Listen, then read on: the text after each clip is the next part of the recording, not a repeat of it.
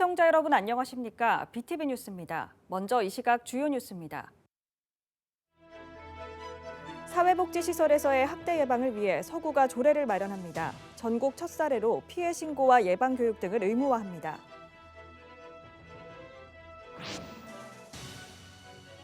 강서구가 부산에서는 처음으로 70세 이상 어르신들에게 분기마다 목욕 이용권을 지원하기로 해 눈길을 끌고 있습니다.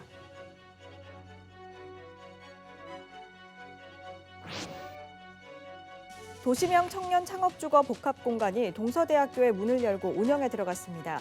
창업 생태계 활성화에 도움이 될 것으로 기대를 모으고 있습니다. 2030 월드 엑스포 유치의 최대 분수령이었던 4차 프레젠테이션이 성공적으로 마무리됐습니다. 개최국이 결정되는 마지막까지 모든 것을 쏟아부을 계획입니다.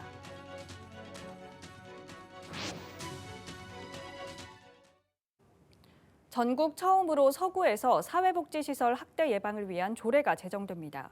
서구 한 장애인 거주시설에서 최근 불거진 장애인 인권 침해를 계기로 이 같은 일이 다시 일어나지 않게 하기 위해서입니다. 장동원 기자입니다. 2021년 7월부터 지난 4월까지 서구 한 장애인 시설에서 사회복지사 7명이 장애인 6명의 사진을 찍어 SNS에서 돌려보고 조롱한 것으로 드러났습니다. 기관은 해당 사회복지사를 해고했지만 장애인 단체는 규탄 집회를 열었고 이들을 경찰에 고발했습니다. 장애인 인권 침해가 끊이지 않는 상황. 서구의회는 이 같은 일을 예방하기 위해 조례를 마련합니다.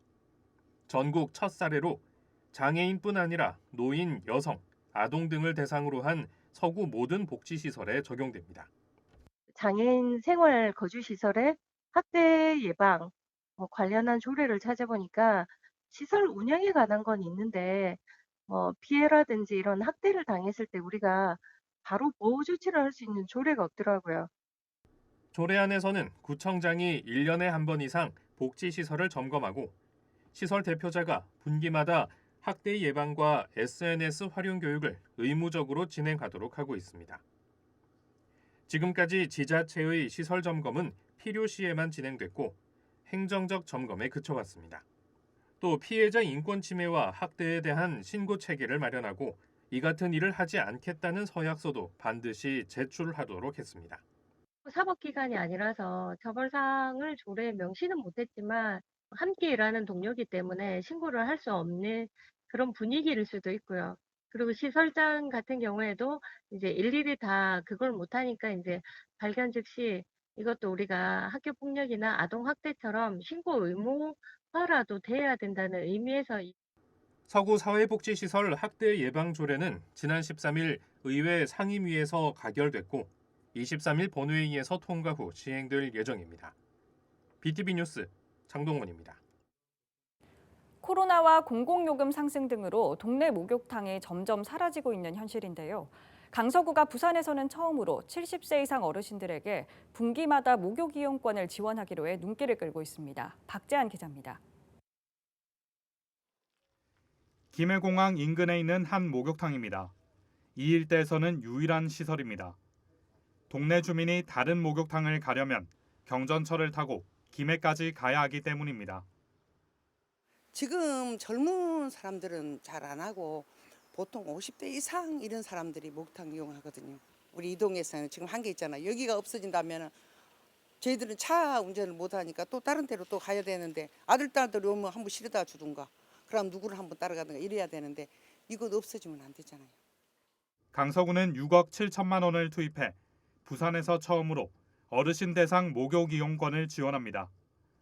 대상은 주민등록상 강서구에 거주하는 70세 이상 11,500여 명입니다. 회당 요금은 6천 원으로 분기별로 6회분에 해당하는 3만 6천 원이 바우처 카드로 지원됩니다.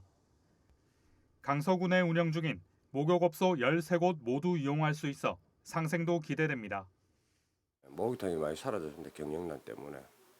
아무래도 코로나 3년 동안 많이 힘들었거든요. 목욕탕이. 아무래도 보조 사업이 시행되면 저희들로서는 조금 매출이나 뭐 그런 쪽에 대해서 많이 손님들이 많이 오지 않을까 어르신들하고 이렇게 생각하고 있습니다. 강서구는 7월 10일부터 21일까지 주소지 동행정복지센터를 통한 집중 신청 기간을 운영합니다. 이 기간에는 출생연도 끝자리를 기준으로 목욕탕 이용 5부제가 운영되고 신청 기간이 끝나면 해제될 예정입니다. BTV 뉴스 박찬입니다. 청년 창업가에게 사무공간과 주거를 함께 제공하는 창업주거 복합공간이 동서대에 문을 열었는데요. 저렴한 가격으로 시설을 이용할 수 있다는 점과 학교 인프라와 연계가 가능하다는 점이 큰 장점으로 꼽힙니다. 박철우 기자입니다. 소프트웨어를 개발하는 한 업체, 사무실을 알아보던 중 동서대학교 내 기업 입주 공간에 둥지를 들었습니다. 이 창업 관계망을 비롯해 학교 인프라를 활용할 수 있는 장점 때문입니다. 대학과 우수한 인프라를 활용을 해서 융합 연구를 하는 게 보다 큰 시너지 효과를 낼 수 있기 때문에 동서대학교 내 창업 기업에 입주하게 되었습니다. 이번에 창업에 나선 27살 이주혁 씨도 창업과 주거 공간을 통해 해양 관련 분야에 대한 꿈을 키워나갈 계획입니다. 이 씨의 경우 아파트형 기숙사를 이용하며 사무 공간뿐 아니라 주거까지 함께 해결해 마음의 부담도 줄었습니다. 보통 사무실 지원 사업은 많지만 주거에 대한 지원 사업은 많이 없는 게 현실이라서요. 저도 계속 그 주거에 대한 지원이 있었으면 좋겠다라고 생각하던 찰나에 이 사업이 마침 있었고 그래서 지원하게 되었습니다. 저렴한 가격으로 다양한 시설을 이용할 수 있다는 점, 여기에 학교의 다양한 인프라는 분명 창업을 시작하는 이들에게는 큰 이점이 아닐 수 없습니다. 이게 주거형이지만은 창업 공간입니다. 동일하게 주거형 창업 공간이다 보니까 주거를 하면서 동일하게 업무를 볼 수 있는 구조이기 때문에 특히 이제 1인이나 2인 창업에서는 엄청난 시너지를 발휘할 수 있는 공간이 될 것 같습니다. 이 사상구 도시명 청년 창업주거 복합공간이 동서대학교에 문을 열었습니다. 창업주거 복합공간은 청년 창업가에게 사무공간과 주거를 함께 제공해 창업 생태계를 조성하기 위한 것으로 공유 사무실과 아파트형 주거 공간 등으로 꾸며졌습니다. 저희가 가지고 있는 산학협력 사업들이 일부 있습니다. 그래서 그러한 사업들과 연계해서 필요하다면 참여할 수 있도록 하고 그런 비용들을 또 추가적으로 지원할 수 있도록 방안을 마련해서 지원할 예정입니다. 한편 동서대는 이번에 입주한 기업에 창업 보육 프로그램을 적용해 창업 관계망과 투자 기관을 연계한 투자 상담 지원, 이 시제품 제작과 지식재산권 취득까지 창업 전반에 대한 지원에 나설 계획입니다. 이 BTV 뉴스 박철우입니다. 2030 월드엑스포 개최 국가 결정이 5개월여 앞으로 다가왔는데요. 2030 월드엑스포 유치의 가장 중요한 4차 프레젠테이션이 끝났습니다. 경쟁국인 사우디아라비아와 이탈리아보다 완벽히 소화해냈다는 평가입니다. 김윤정 기자입니다. 프랑스 파리 BI 총회에서 열린 179개 회원국을 대상으로 한 4차 프레젠테이션. 11월 월드엑스포 개최지 선정 투표를 앞두고 가장 중요한 PT입니다. 윤석열 대통령과 엑스포특위 소속 여야 국회의원, 최태원 대한상공회의소 회장 등 그룹 총수 등이 총출동해 민간정이 원팀으로 진행됐습니다. 회원국의 마음을 사로잡기 위해 첫 PT 주자로 K-팝 가수 싸이가 나섰고 그룹 에스파 멤버 카리나와 세계적인 소프라노 조수미 등도 영상을 통해 부산 엑스포 유치를 위한 PT에 힘을 보탰습니다. 마지막에 등장한 윤석열 대통령은 강력한 유치 의지를 밝히며 비전 실천을 약속했습니다. 디지털 불평등과 기후변화 위기, 글로벌 보건 격차 등 전 세계가 공동 대응 과제에 대한 부산 이니셔티브 전략을 제시해 큰 호응을 끌어냈다는 평가입니다. 저희가 생각했던 것보다 훨씬 많은 BI 멤버들이 참여를 했고요. 그분들이 공통적으로 하는 얘기는 내용적으로 볼 때는 프레젠테이션이나 한국의 그 매력이 훨씬 뛰어나다. 그리고 개인적으로 선택을 하라 그러면 다 한국을 선택하겠다. 부산을 선택하겠다. 이런 얘기들이 많았고요. 엑스포 유치를 위한 외교정과 함께 경제 외교도 이어갔습니다. 발목을 다친 최태원 회장은 부산 엑스포 로고가 새겨진 목발을 짚고 참석해 엑스포 유치 의지를 내비치는 등 재계는 이번 4차 PTU 5개월 남은 기간 동안 모든 역량을 동원해 유치전을 이어나갈 계획입니다. 각국 대사와 해외 초청 인사들의 대한민국과 부산에 대한 관심과 애정이 참 많이 느껴지는 그런 분위기인 것 같고, 또 대한민국 대통령까지 오셔서 그런 환영사를 해주니까 아주 분위기가 고조되어 있는 것 같습니다. 행사장에는 해양도시 부산을 대표한 미디어 아트 작품과 부산 박람회를 가상현실로 체험할 수 있는 도심항공 모빌리티 모형도 관심을 끌었습니다. 또 PT에 앞서 부산 다방이 게릴라 가게 형식으로 문을 열어 뜨거운 유치 열망과 우수한 한국 문화 콘텐츠 등을 전 세계인들에게 알렸습니다. Alors, les Français connaissent pas trop la ville de Busan, ils connaissent surtout Séoul, qui est la capitale. Et donc, en faisant la promotion de la Busan Expo, ils ont montré beaucoup d'intérêt pour cette ville, qui est la deuxième plus grande de Corée. Donc oui, je pense que ça a aidé à faire connaître la ville de Busan. 부산 광안리와 송상현 야외광장에서는 4차 PT 실황관람과 응원전을 펼치며 엑스포 유치라는 시민들의 뜻을 보여줬습니다. 개최 국가가 결정되는 날까지 모두 하나가 되어 마지막까지 모든 것을 쏟아부을 계획입니다. BTV 뉴스 김윤정입니다.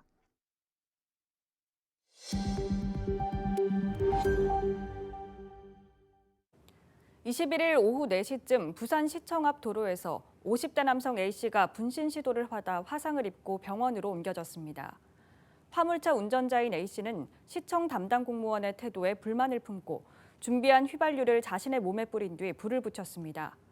다행히 경찰관이 발견해 소화기로 진화했으며 생명에 지장이 없는 것으로 알려졌습니다. 경찰은 A씨의 치료가 끝나는 대로 현주 건조물 방화 예비 혐의로 수사할 예정입니다. 부산해양경찰서는 21일 중구 자갈치 시장 앞바다에서 붉은 바다거북 사체를 인양했다고 밝혔습니다. 인양한 붉은 바다거북은 길이 110cm, 무게 200kg으로 추정되며 해경은 국립해양생물자원관으로 옮겨 폐사 원인을 밝힐 예정입니다. SK브로드밴드와 케이블TV 4개 회사가 뭉쳐 새로운 콘텐츠를 선보입니다. 우리나라 곳곳의 맛과 멋, 재미를 모두 담아냈다고 하는데요. 양진호 기자가 프로그램을 미리 들여다봤습니다. 돌아온 여행의 계절 여름. 거기에 드디어 마침표를 찍은 코로나까지. 모두가 여행을 생각할 수밖에 없는 지금 SK 브로드밴드와 LG 헬로비전, HCN, 딜라이브 등 MSO 4개 회사가 뭉쳤습니다. MSO 4개사가 공동으로 제작한 로드쇼 즐겨라 대한민국. 이를 통해 각각 특정 지역에만 머물렀던 케이블 TV의 정보와 이슈, 재미를 전국 단위로 늘렸습니다. 그동안 케이블 방송은 각자의 자기 방송권역 안에서의 이야기들만 다뤄왔었는데 이번에 그 이야기들을 선별해서 가장 좋은 이야기들만 모아서 그 프로그램을 하나로 만들었다는 데 그 의미를 가질 수 있을 것 같습니다. 지역 곳곳의 제철 특산물은 평범한 요리에 맛을 더했고 어렵게 찾아낸 숨은 명소는 지역 관광에 멋을 입혔습니다.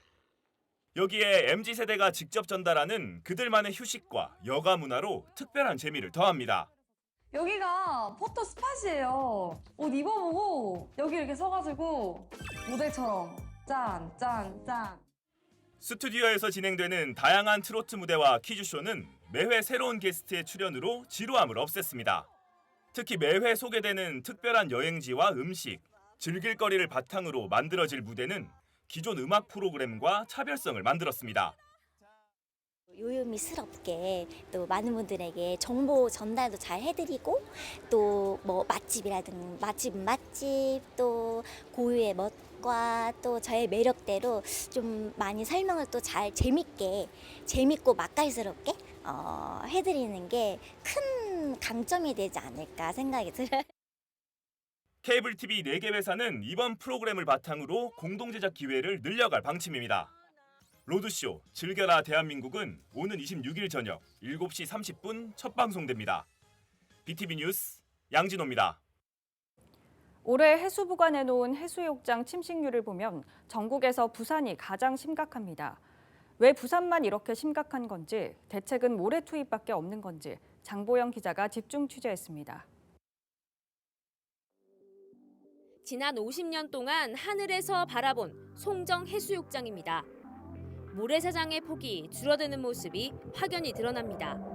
지난 2020년을 기준으로 5만 4천 제곱미터였던 모래사장 면적은 2년 만에 4만 8천 제곱미터로 20% 가까이 줄었습니다. 해수부의 실태조사에 따르면 지난 5년 동안 송정해수욕장은 우려인 C등급과 심각인 D등급을 오가며 가장 심각한 상태입니다.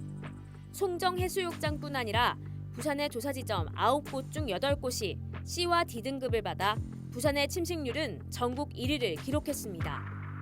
유독 부산의 해안 침식률이 심각한 이유는 무엇일까? 전문가들은 해수면 상승도 이유 중 하나지만 해안가 난개발과 도시화가 다른 지역보다 많았던 것이 주요 원인이라 분석합니다. 해운대나 송정이나 할 것 없이 도시화가 급격히 진행됐잖아요. 물 관리를 잘하다 보면은 모래가 백사장으로 하나도 안 들어와요. 모래 유입이 되는 그 유로가 전부 차단되거나 변형됐죠. 해일 등 해안 자연재해 완충 효과가 있는 모래사장이 줄어들수록 해안가 침수 우려는 더욱 커지는 상황. 그동안 모래사장을 지키기 위해 해운대와 송도해수욕장 등에 700억 원이 넘는 예산이 투입됐는데 제대로 된 정비 사업을 시작도 못한 해수욕장이 대부분입니다. 연안 정비 사업은 모래를 투입하는 양빈 사업 이외에도 투입한 모래가 바다로 유실되지 않도록 구조물을 설치하는 작업을 포함합니다. 지난 2012년부터 5년 동안 사업이 진행됐던 해운대 해수욕장의 경우에는 동백섬과 미포 쪽에 수중 반파제, 즉 수면 아래 콘크리트 구조물을 설치해 해류의 속도를 줄여서 모래 유실을 최소화하는 방어막을 만들었습니다. 총 투입된 예산만 315억 원에 달하는데요. 해수욕장 한 곳을 정비하는데 수백억 원대 예산이 소요되는 만큼 사업 진행이 쉽지만은 않은 실정입니다. 현재 송정해수욕장의 경우 충분한 예산을 확보하지 못해 연안 정비가 한 번도 이뤄지지 않았습니다. 이런 가운데 강서구의 낙동강 준설 사업에서 모래가 나오자 해운대구는 이 모래를 송정해수욕장에 투입하기로 했습니다. 하지만 모래 질이 달라 주민 민원이 잇따르면서 사업은 결국 무산됐습니다. 국비 지원이 일단은 절실한 상황입니다. 이제 지자체 재정 여건도 그렇지만 워낙 막대한 예산이 들다 보니 지금 해수부 연안정비 기본계획에 반영이 돼 있는데 그거를 이제 계속해서 예산 확보를 위해서 최대한 빨리 확보하기 위해서 계속 해수부에 지속적으로 건의를 하고 있는 상황입니다. 전문가들은 예산 배정만을 기다리기보다는 적은 예산으로 모래를 상시 투입할 수 있는 시스템을 고려해야 한다고 조언합니다. 해운대 해수욕장의 경우 대청공원 호수의 모래 등 비슷한 질의 모래를 해수욕장에 꾸준히 투입하는 것도 또 다른 대책이 될 수 있습니다. 그 미국의 키웨스트 해안 이런 데 가면은 거기는 폐각으로 모래를 만드는데 계속 그 공장에서 막 모래를 만들어가 해안에 계속 넣어줘요. 그런 식으로 부산도 이제 조금은 계속 유지 관리를 위한 그 좀 세부적인 전략이 있으면 좋겠어요. 인간이 시작한 도시화로 해수욕장이 사라질 수 있다는 우려는 결국 자연재해 피해에 대한 걱정으로 이어지고 있습니다. 사라지는 해수욕장에 대한 체계적인 대책 마련이 시급합니다. 헬로티비 뉴스 장보영입니다. 부산시교육청이 11월 말까지 중고등학교 82곳을 대상으로 찾아가는 해양 아카데미를 운영합니다. 해양교육 활성화와 진로교육 제공을 위한 것으로 해양 분야 전문가 50명이 강의를 진행합니다. 특히 올해는 한국해양수산연구원과 협력해 선박 및 해기사 체험 프로그램이 8차례 운영됩니다.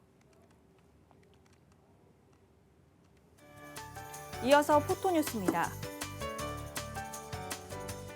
남구 용당동 지역사회보장협의체는 지난 20일 용당세관 어울마당에서 통장과 주민 등 80여 명이 참여한 가운데 주민들 스스로 마을의 문제점을 찾아내 해결해 나가는 미러클 용당 우리 동네 반상회 마을 총회를 개최했습니다.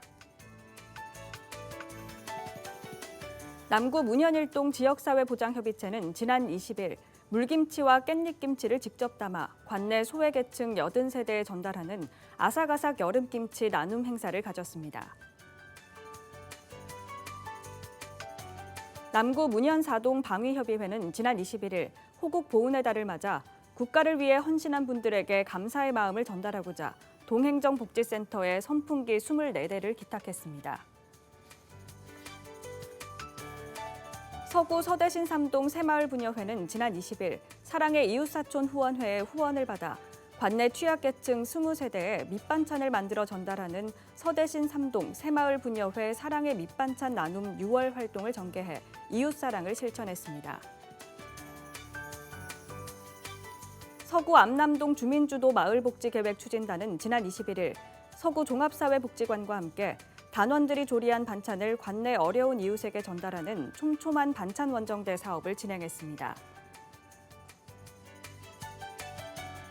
서구 충무동 적십자 봉사회는 지난 21일 관내 저소득 독거 어르신들의 청결 유지와 안부 확인을 위해 재능 기부 활동인 오늘은 내가 멋쟁이 행사를 실시했습니다. 부산 사상구는 지난 19일 다원산업으로부터 취약계층을 위한 5천만 원 상당의 성품을 기탁받았습니다. 이에 조병길 사상구청장은 나눔 봉사에 감사드리며 기부자님의 따뜻한 마음을 담아 꼭 필요한 곳에 잘 전달하겠다고 밝혔습니다.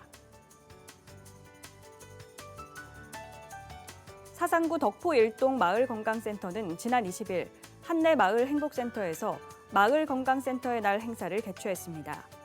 이날 행사는 마을건강센터에 관한 지역사회의 관심과 인식 확대를 위해 마련됐으며 마을건강센터 체험과 전통놀이 한마당, 그리고 주민 노래자랑 등으로 진행됐습니다.